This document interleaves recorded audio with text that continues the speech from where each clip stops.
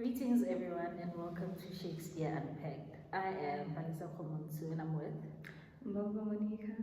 And Minenhle Madondo. On today's podcast, we'll be talking about the play The Tempest. The play is believed to have been released between the years 1610 and 1611. It is believed that it was one of Shakespeare's final writing.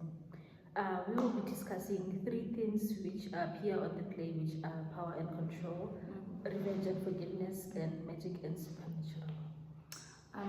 Okay, guys. In today's episode, we'll be unpacking The Tempest, which is a Shakespeare's writing, right? So I would like us first to discuss about the theme of revenge and forgiveness. Okay. Yeah. So at the beginning of the play, in Act One, it is evident that Prospero casts a storm, right? And the storm is a natural cause of it was cast by him. And then his mission for the storm is to destroy the ship and bring his enemies close to him. Can I say the spell was casted by Ariel, which was controlled by Prospero. Prospero. Yeah, basically, okay, Ariel has this Prosperous command, hence yeah, okay. So, do you guys think that it's fair that he has casted the spell in the that he has casted the spell and which led to a ship? Or do you think, guys, that it is fair that he did that? I don't know about fairness, but since he has the power, I think why not? Okay. He's seeking revenge. But okay, let's look at this. Do you think that it's fair that he has casted the spell? I believe it's fair. You believe it's fair. Why is it fair whereas that not everyone on the ship had wronged him? So meaning the other people on the ship has also experienced the shipwreck whereas they didn't do nothing to Prospero. So how is that even fair? Oh, on the good side, no one died. They casted the spell, and then everyone just washed off to the island. So Okay. it was not fair to them, but he wanted to learn the people that he wanted to do the revenge on. Okay, to the At some point, he waited 12 years until he can do something like that because he has been studying and the importance of magic as art. So at some point, there has to be casualties. Okay, guys. Moving forward to Act 1, Scene 2, it is evident that Prospero claimed that he has been seeking revenge because Antonio took his position as a duke in the kingdom, and then that led him to being cast out of the kingdom. So, and bear in mind that when he was kicked out of the kingdom, he had his daughter, a 3-year-old girl, and being kicked out of the island. What's your take on that one? It was kind of his own doing because he was too focused on the books and then forgot his role as a duke. So it was kind of his doing because he gave his brother a chance to backstab him because he was not participating in his roles and he was not aware of what his brother was At some point, Antonio is described as an ambitious brother. Yeah. So at some point, he wanted to take the position.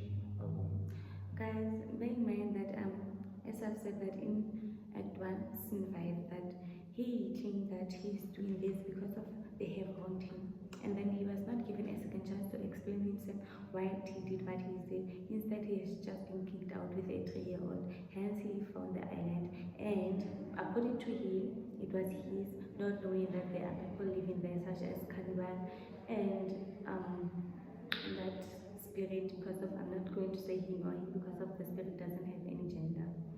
Okay, so according to you guys, do you think that Prospero had the power and the authority to claim that the island was his? I believe him being casted to the island, that's when he started to show the benefits of him studying for all those years. The knowledge that he got, the magic that he possessed, he started to show it started being useful at that point because he was able to get Caliban to work for him, Caliban and Ariel. Yes. He got them to work for him, he got to basically get his way using that knowledge. And also, Prospero didn't know that the land was inhabited. He thought it was uninhabited. Okay. But what he did to Ariel, the spirit, is not fair. Because of now, just because of you have saved someone, you feel like you are entitled to them. They will do your command. Whenever you say jump, they must jump. What's your take on that one? Well, it was not fair, but considering that, number one, I give you freedom. So if I give you freedom, that means you own. Oh, So in a way, he manipulated the situation. He made Ariel believe you owe me your life because I saved you from this certain thing. So I think that's so. So you can continue. I think that's how he used his power again in his knowledge, Yeah, considering they were his other power. developed and then Yana is okay. educated. Yeah, I feel like it's more of collaboration. collaboration. Yes. Because Ariel was in prison there and before Prospero was even there. Yeah. And then when Prospero came, he gave freedom to Ariel. Yeah. Yes. They kind of work together. Okay, does that answer my question? And I'm saying, okay, basically, So answer your question, it is fair. Is I it believe fair? so, yes. To an extent. To an extent. I don't think it's Some fair. extent. I don't think it's fair. Why? Because if now, just because of you saved someone, doesn't give you the power and authority to claim that you will work for me, you will do whatever you say for me. And bear in mind that I think Ariel, the spirit, in the spirit's mind, they are entitled to, I'm owing this Prospero, I must do whatever like Prospero said. Basically, the Prospero is the master to Ariel. I mean, without Prospero, Ariel wouldn't be free. Yes. So that's why I feel like, in a way, it is kind of fair because I give you freedom and then you Give me, your okay. services, you work for me. Okay, moving forward to forgiveness in the play. When I read the play in Scene 5, Act 1, it is evident that Prospero values forgiveness more than revenge because of now he chooses to forgive his enemies even though they did him dirty. Yeah, I think it's fair. And another thing, Prospero claims that even though Antonio does not show full remorse, he chooses to forgive him without any obligations.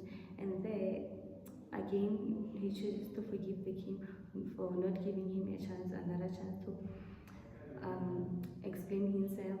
And another thing, and he chooses to forgive Antonio for taking his place as the duke in the kingdom. So, what's your take on that forgiveness? On the forgiveness part, really threw me off because you made this entire plan. You make a shipwreck, you made people believe that the others are dead, and then in the end, you forgive them. Like, I don't get, you made this whole events occur, and then at the end, you just forgive. So Well, okay, well, in my take, I think that Prospero's revenge was kind of making them feel what he had felt when he was being kicked out of the kingdom, when his brother took his role as a duke. So, in my opinion, I think that they did deserve to be punished after what they did to him. Okay, so his point for forgiveness was to make them feel what he felt so that they can be equal. Yeah, like him being out of the kingdom, him living with a 3-year-old, whereas he's a male, he has to raise that one on an island. So, in that being said, he had to make them feel what he has felt. So, I think that the forgiving part is very nice of him. And then again, he forgive them to teach them a lesson that if ever you do something wrong and it's going to be done by you, it's not going to be nice. No, that is my concern. What if you forgive someone and then he tries to do the same thing again? With the intent now that you don't get an opportunity to. considering the fact that was it his brother who was not remorseful? Yes. So He was not fully. exactly. To add on his point, Yeah. I forgive you, but now you're not showing remorse. What if you do something? Okay. Yeah. Okay, point taken, but then bear in mind that the king has apologized and they are now God. So even if his brother do that again, he won't get the same position as a duke because of now the king knows that Antonio got the duke role and failed. So I don't think that he's going to be kicked out of the kingdom again because of now they have apologized and reconciled with Anselo. I don't so. Yeah, Alonso. So guys, Okay, will at we some point, okay, sorry.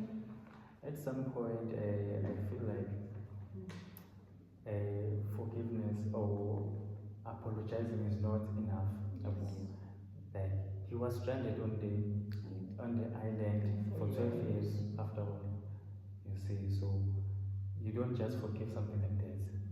Okay. That's my concern, Yeah. though, but we can move forward.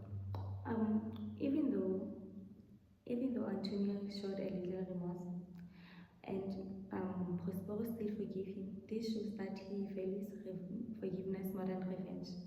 The reason why I'm saying this, yes, what they did to him was very sad, no, and he had all the right to be angry. But let's not forget the fact that he is not also clean in this play because of now he made Caliban to work very hard. He went again. He also made Yeah. real work while promising him Yeah. false things. So in the play, Act 5 Scene 1 shows that forgiveness overpowers everything in others because of now you cannot only be angry for someone for your whole life. You cannot stay mad just because of they did you wrong. At some point in life they need each other. They are brothers, they have to forgive each other. So okay guys, moving to the magic and superpower, Nishura, what's your take on that? I feel like that is the central theme of the whole play because it has deeper meaning to the play and Prospero, for example, he uses the tool to control or to have power over people. That's my take on that. Okay, And that's how he got his power. The magic and supernatural, I feel like they are kind of linked because his magic is his power. Like how he controlled the island is through magic, through dominance. Dominance, it was with Caliban because with Ariel it was promises. He would promise her the spirit things, and then that's how Ariel would do things for him, or he would remind Ariel that don't forget that I saved you from this, I saved you from the imprisonment that you were Give in. you freedom. Yes, I gave you freedom. So that's how he controlled Ariel. okay guys, let's dwell in the play of power and control. What's your take on that, Palisa? Caliban is kind of a representation for colonial power. Yes. Caliban, considering that he is half human and half monster, Yes. Prospero used fear and dominance with him because Caliban was not happy about the fact that you took this island from me. This is my place, and then now you are being dominant in a place which is mine. Yes. So he represents colonial power because you get into someone's area, but then they end up working for you. Like the whole dynamic, it's kind of how Africans were colonized. People come using their knowledge, using their power. They come to a place, and then now you guys end up working for them. Yeah. At some point, Prospero didn't know that the land was unclean, because that is evident in Act 2, Scene 1, when he gets to the island and then he says how lush and lusty. Yeah. So referring to the vegetation of the island, he didn't know that There were some people living on the there are land. people living there. And in a way, it worked in his favor because he Yes, got it to worked. exercise his power now. Yes. The years of reading, he exercised it. Okay guys, well, to sum up the relationship of the theme power, or the relationship of the theme forgiveness and revenge, I'd say in the beginning revenge motivates Prospero to cast the storm, and at the end forgiveness empowers or motivates Prospero to forgive his enemies, and then they reconcile and live in harmony. That's I would love to sum up in the theme of revenge and On forgiveness. the theme of power Prospero is defined by his knowledge and his power.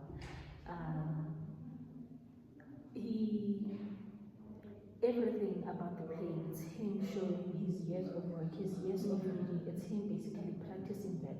Even though him learning the magic, it was his downfall on his students, but it also became beneficial in the end because he got to get revenge on those who wronged him, and he also showed that he can control like Ariel and Caliban.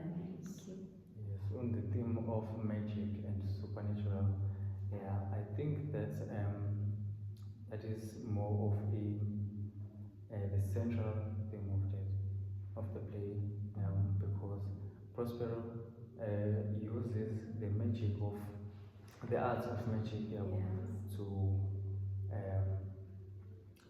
to cast spells, to control people, to create illusions, to test his enemies, and all that. Okay, guys, that was all for today's episode. See you on